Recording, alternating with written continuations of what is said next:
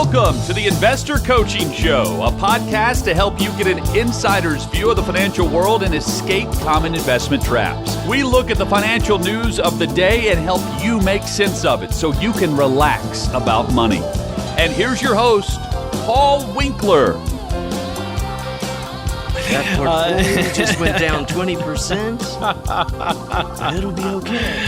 Oh, man. So, yeah, we're talking through income in retirement, talking through Social Security, talking a little bit about how taxes, we finished last hour talking a little bit about how a lot of times I find that planners overestimate what somebody's taxes are going to be in retirement, and they do that a lot in advertising. Yes. Oh, my goodness, you're going to be paying out the yin-yang, you know. And they assume you're in a high-tax state. Right. On top of that. Right, for sure. So, you have... and you're going to be in the highest bracket, even though you look at you look at how much income a married couple can earn and have zero taxes on it. With the standard deduction, it's like $31,000, and then you have on top of that the $6,000 extra deduction and the over 65, and Evan talked to that just a little bit. Their standard deduction is like $34,000 because they each get whatever an extra $1,800. Yeah, that's what I was talking about. Is that one the extra over 65? Yeah, and and so now is this couple retired or not retired in your example? I'm talking about somebody that's over the age 65 in general, what they have as far as income that they can earn with no taxes on it. They could have cash flow of $60,000, $70,000. And if a large portion of that's Social Security and maybe they're taking out $20,000 from an IRA, let's say, or something, well, a lot of their Social Security won't be taxed. And then they've got a $34,000, and for the next few years, another $12,000 if they're both over 65. They could probably make about $75,000. Yeah. And they still pay zero tax. So that's the point, folks. And then when I hear these sales pitches that you've got to do this, you got to get with us and we got to work on this because you're going to be ending up paying all kinds of taxes and you need to have a tax-free retirement and we're going to set you up with that with the investment vehicles that we're going to use. Recognize that a lot of times you're getting a sales pitch and it's unfortunate, but the financial planning industry can do that kind of junk a lot of times. They overcomplicate it in order to make you nervous. And we know that people, when emotionally driven, tend to make bad decisions. So be super, super conscious about that. They have a great solution for a problem that doesn't exist. Yeah, really, really good point. And the other thing that I think about, Evan, when it comes to, planning how much income I'm going to need for retirement, so a couple of things that people don't necessarily think about is my mortgage going to be paid off? Whatever my expenses are, well, maybe part of my current expenses is my mortgage payment, and maybe I might want to have my retirement coincide with a paid off mortgage. That will be one thing. So your need for income may come down as a result of not having that mortgage payment, number one. Number two, you're not saving for retirement anymore. Right. So you might have that come down. You're not paying into Social Security anymore. That's where I was going next. You might have, between Social Security and Medicare, 7.65% reduction right there. Yeah. And then you have, up to, if you're self-employed, up to 15.3%. So you might have, because of those taxes are not being paid on withdrawals from IRAs or withdrawals from non-qualified accounts, investment accounts, you don't have that tax, and you're used to that being part of your budget. You may not think about it. And you look at your gross income and you don't think about that it's being reduced by those taxes, but that's something to be really thoughtful about.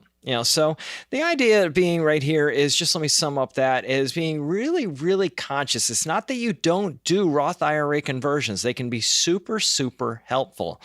They can be great for controlling, taxes later on required minimum distributions, and they can be great on controlling taxes on Social Security in the future. But just be very, very careful about that, because sometimes people aren't as well educated on these things as they may sound like they are when they're giving you a pitch on financial planning. And then the Roth IRA versus traditional IRA, another thing to think about. Talk a little bit about that, Evan. The making that decision between one versus the other. Yeah. Well, thinking about your example previously, talking about converting, it's really the same math. And so yes, it is. If you are funding a traditional IRA, and I'm just going to use a 10% growth rate just because it'll make the math easy or something. But, if you're funding a traditional IRA and you're putting in $1,000 a month, well, you can't put that much, $500 a month. Okay. So you're putting in $6,000 a year, not the max, but just $6,000 a year. Sure. That may save you, say, $1,200 in taxes. And so that $1,200 that you saved can compound over time, down the road. The Roth, you would only be putting, to keep it fair, you would only be putting $4,800 into the Roth. Right. Everyone always says, well, I'm going to pay the tax with other money. Well, then you actually made a $7,200 contribution. That's right. Instead of saving and spending it and paying the tax with other money, take that other money and do something with it. And so if tax rates stay the same, and those portfolios grew at the same rate, the net when you spend is zero. You have higher taxes on a larger IRA, lower taxes on a Roth IRA, but you're spending and the dollars, just math is a beautiful thing. It's the same deal. That's right. But if you're going to be in a lower effective rate in retirement than the bracket that you're in, all of a sudden, the traditional IRA has some phenomenal advantages over the Roth from that growth that you forewent. We don't use that in a sense. No, we don't. Not often. Right. You just miss out on that growth. Yeah. So, but there are cases where it makes sense. I'll use my children as the example. Both sons are in the military, and when they were, Jordan was pretty much always married. But his income was lower. He was always married. As a wee toddler, in the military, he was since he went to A school, he's been married. And so, they had, he had a spouse and then they had children. And so he's in a next to zero tax bracket. Yeah. So I have him funding his Roth TSP. Yeah. Because he gets a match and he's not paying tax anyway, or not much. Right. Navy son, when he was single, I said, well, let's fund a Roth. But then, his income increased as, when he went from enlisted to officer and then, got married and his wife's working. Now it's like, no, you need to do pre-tax because of ABC. So like all the other topics we've talked about today, none of these things are really fire and forget answers. Right. You have to pay attention over time. And as laws change, as your situation changes, it might make sense up until this point, and then, I should change. Yeah, and what you're describing there is what we often talk about as tax diversification. We diversify investment-wise, but we can diversify tax-wise on how things are treated. So that's another thing to think about. The other thing to think about is this. Let's talk a little bit about taking income in retirement. One of the things that you got to be careful about, sometimes it used to be, Evan, I remember I used to do this all the time. It was the rule of thumb. That you spend down your non-qualified investments first. Then you switch to your IRAs, your pre-tax IRAs, and the very last thing that you touch is your Roth IRA. And this is another example, as Evan was talking about, how you have to be really conscious about this all the time as to which one you're pulling money from. And you want to be careful about draining, for example, non-qualified accounts, which are taxable accounts. So that's after-tax money. It didn't qualify for a tax deduction or tax deferral like you would see in Roth IRAs, so we call it non-qualified accounts. It might be just, money under your mattress would be non-qualified money, or money in your savings account, right? And people tell me, I've got money under my mattress, Paul. And I said, where do you live? No. But coffee no, cans. I'm just kidding. Down in Marshall County, it's coffee cans. They're coffee cans. That's right. So one of the things that you want to be thinking about is, you want to be real conscious about necessarily just draining your non-qualified accounts, because you may want to be pulling some money from your IRAs in retirement, your pre-tax IRAs, so that you have a lower required minimum distribution later on. And that may be exactly, because remember what we said earlier, the SMILE retirement, you spend more money in your early retirement, less later. And all of a sudden, when you're later, you're having to pull more money out of the IRAs and pay taxes on it, even though you're spending less. So it may not be the greatest thing to go and drain the non-qualified accounts and just to, avoid pulling money out of the IRAs. But a lot of times people don't necessarily think through which one I'm going to pull money out of. They just knee-jerk go to the one that is always been accessible to them, the non-qualified account, and yank money for spending when it may be better to pull money out of the IRA. It's a planning type of decision. And you also got to be conscious of IRMA, the taxation, so to speak, of, when you pull income out, that you can actually increase your Medicare premiums as a result of that. Individual required monthly adjustment amount. Yeah, there you go. That is the universally hated just penalty or tax or whatever, on that. Gosh, it escaped me. When we're talking about coming back to this calculator issue, do-it-yourselfers or things like that. Yeah. The software also, you can manipulate some of this, but the software tends to follow that paradigm of it's going to spend non-qualified assets first and so forth. Yeah. Then IRA, qualified. Yeah. Sometimes, a lot of times it does. You're right. And so that's another reason that it ends up potentially overstating tax or understating the growth that's available. And forcing you to be more conservative in your spending. Yeah. Yeah. And so to me, that's the other advantage of a human or planning, a competent planner. Yeah, I should say. Good point. Let me clarify. But it may be, we're going to take $14,000 out of your traditional IRA, and then we're going to spend, okay, great. And we've got Social Security. Yeah. And all of a sudden, you've really got this tax management going on in addition to spending. Right. And as laws change, those you may draw in one bucket versus another, just like drawing down a portfolio. Yeah. And just the thinking about this is starting early. That's a good reason to start early in planning. A lot of times people don't do financial planning till like the year before they're going to retire. And you go, well, you've limited your flexibility and things that you can do if you wait too long to start the planning process. So I tell people start early and, just make sure that you, and what I found that the studies over and over show that people that do the planning actually tend to be more relaxed and less worried about retirement because they've thought about it ahead of time. Yeah, totally. Final thing before we head to a break is the thing I want to talk about is, so often we've been talking a lot about how people are too conservative. They worry about spending money in retirement. They worry about going and spending down. They've been so used to putting money away for retirement that they're loath to go and spend some money in retirement.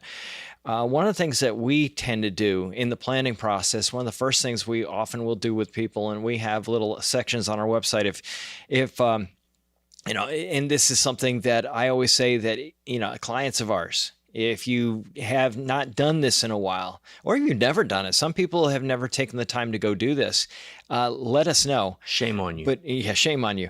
But there is an exercise we like to bring people through regarding purpose. What is money for? Money is a tool to express what you value. And a lot of times people don't necessarily spend. There was a study done on people in their 90s, and they said, if you could live your life over again, what would you do differently? And the answer was that they would spend more time contemplating. And the question is, what would you contemplate? What do you contemplate? Your navel? No, maybe you want to contemplate your purpose. What am I here for? What's really important to me? I don't have forever on this planet. What's really important to me? And money is a tool to express what you really value. And when you think a little bit more about it that way, then you can really focus on what you really want and what's really important to you. And a lot of times I like being part of that process because, as we often say, you say, we got to get outside the box. You got to get outside the box. Do some out of the box thinking. You've probably heard that phrase before, but it's hard to get outside the box when you are the box. It's always good to have, safety in the multitude of counselors. The idea of having somebody that's outside of you that can guide the process, that knows the things that we know, and help you go, hey, what, this is what's possible. Wow, cool. I didn't know that was possible. You didn't know what you don't know. Right. And that's why that's really important. And, the software that we use when we do this, it helps you can stress test. How do you take an income? Well, this whole show for 25 plus years has been how do you invest and all of that. So, we know that we love to engage in that type of conversation and how do you take an income from your investment portfolio. But, that is what's really, really important, is to make sure that you know what's likely to work, if it's likely to work, or do you have some kind of sense of confidence that this plan is going to work out? And that's where the software comes in. And that's really important to have that type of tool available because, one of the things Michael and I were talking about up here, Evan, this week, we were talking a little bit about the software programs that we use. And one of the things you'd never think about, you out there would never think about, Evan and I think about this stuff all the time, but you would never, have no life. We have no life. You would never think about going, oh, well, what if we randomize returns? The order of returns. What if we randomize inflation rates? Because stock market returns can have a lag with inflation. So if inflation is high, it may be a lag. There's a lag before stock market returns would go up historically. And you go, oh my gosh, you think about that kind of thing? Yeah. Think about that. You can randomize life expectancies in the software programs. You can change tax assumptions in the programs. You can change spending on an annual basis instead of doing that linear increase in spending throughout the rest of your life, which is not likely. You don't typically spend more in your 90s than you do after inflation than you do in your 70s and 60s. It just doesn't happen that way. Well, you can actually build that in to the financial planning and get an idea. Is this thing likely to work? So a couple things to think about. We're going to take a quick break. We'll be back right after this. Hey, just a note to you podcast folks, we just came out with a retirement income guide, and I'm super excited about this. There are all kinds of myths about taking income in retirement. People worry about running out of money, and rightfully so, because a lot of these myths can actually cause that. Now, the myths that you typically hear about, number one, dividends, living off dividends in retirement. Real estate, life insurance as a retirement investment, and annuities, and interest-bearing accounts, and target date funds. There are all kinds of things out there. What I want to do is put something together that walks through why those things are problematic, number one. Number two, the other thing that I wanted to do is walk through the evidence-based research on taking income in retirement. And we got a ton of data going all the way back to 1900. What's the logic behind it? And it's intensely logical. So we put that together, and all you have to do to download that, making it super simple, just go to paulwinkler.com/relax, and you can actually get into that very easily right there. So I would urge you to do that. Check it out, because I think you're going to really like it. paulwinkler.com/relax. All right, we're back here on the Investor Coaching Show. Paul Winkler, along with Evan Barnard, talking money and investing. Okay, so Evan, I'm gonna put two different topics in one. I can handle it. You can handle this. Did you see the article in the Wall Street Journal? You're probably overinvested in bonds. I might have seen the headline, but I didn't read it. Yeah, you didn't miss anything. I don't have any bonds. I have a teeny bit. So there was an article in the Wall Street Journal about being overly invested in bonds, and it was talking about how it says most financial advisors tell their clients to hold 60-40 portfolio, 60% in stocks, 40% in bonds. Stocks are volatile. Bonds can provide a counterweight when share prices fall. But after more than 20 years in money management business, oh, this person's been there forever. Oh, boy. Wow, 20 years. You weren't there, by the way, during the 2000 and 2002 downturn. That's correct. That's interesting. Yeah, that's what I find funny. You weren't there during, and you can go back in history and say, you weren't there during these things. I'm going to tell you. I was walking to school through 2 feet of snow, uphill both ways. Yeah, that's us, man. That's us. It says they're talking about that. I've concluded that investors hold too much in bonds and not enough in equities. And you go, well, wait a minute. I agree with that. You weren't there. And, you agree with that. I mean, at what ages, though? When you say agree, because that could be they may or may not. Okay. Go ahead and finish, and I may revise my remarks. Okay, well, the thing I'm thinking about is, he's saying that you're not holding enough in equities. He wants you to hold 90% in equities. Oh, I thought he was talking about 40% was yeah, too much. No. Okay. No. He's that's what I was gonna say.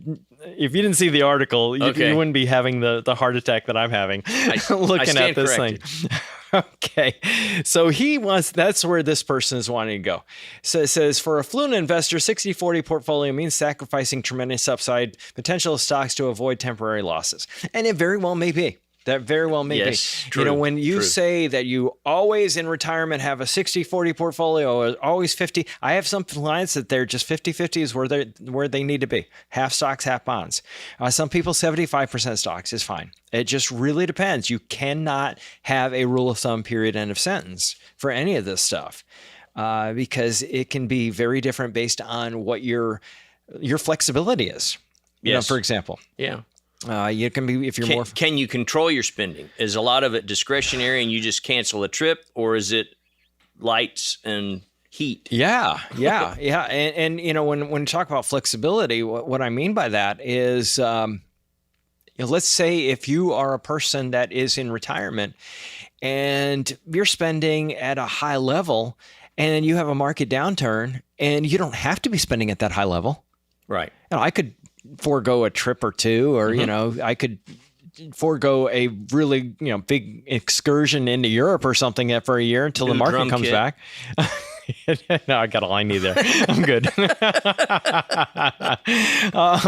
if that's the case, then you've got flexibility on your side. Right. And you don't have to go and engage in, high levels of bond holdings in the portfolio. But he's talking about 90-10 portfolio. And he says, here the argument for 90-10 portfolio is based on decades of stock prices. But here's the problem. If you go back to the 1960s, 1970s, this ignores the very high inflation rates. And after inflation, and he's only talking about, he's talking about in this case, putting it all in an index fund, tracking the S&P 500. Oh, gosh. Yeah, okay. Even worse. And during the 60s, 70s, you had no return, zero, zip, nada, nothing in the S&P 500 from 1966 to 1982. No return for 12 years in the first decade of this century so far.